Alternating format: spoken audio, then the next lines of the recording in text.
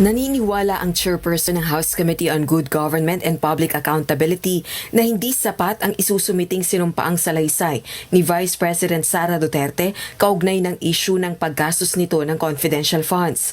Ayon kay Manila 3rd District Representative Joel Chua, marami silang nakikitang problema sa mga resibong isinumite sa Commission on Audit para sa liquidation ng confidential funds ng pangalawang Pangulo.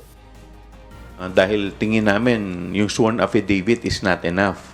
So paano po namin maitatanong sa kanya yung mga marami po kasi mga katanungan ng mga kasama po natin sa committee na gusto rin po naming malinawan.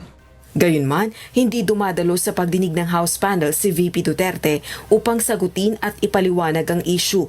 Gayun din ang mga pangunahing opisyal ng kanyang tanggapan na sangkot sa disbursement at liquidation ng kontrobersyal na pondo. If she was able to come here last week, she should be able to go here. Samantala, makikipag-ugnayan na rin ang House panel sa Philippine Statistics Authority o PSA at iba pang eksperto para mahanap si Mary Grace Piatos. Naging kontrobersyal ang pangalang ito matapos usisain ng mga mambabatas ang isa sa mga signatories sa isinumiting resibo ng tanggapan ni Vice President Duterte sa COA bilang liquidation sa paggastos ng 2022 confidential funds.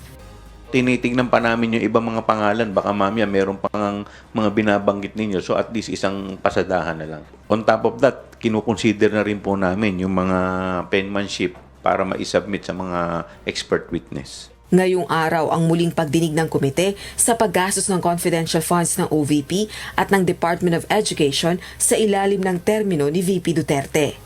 Rosa Licoz, UNTV News and Rescue.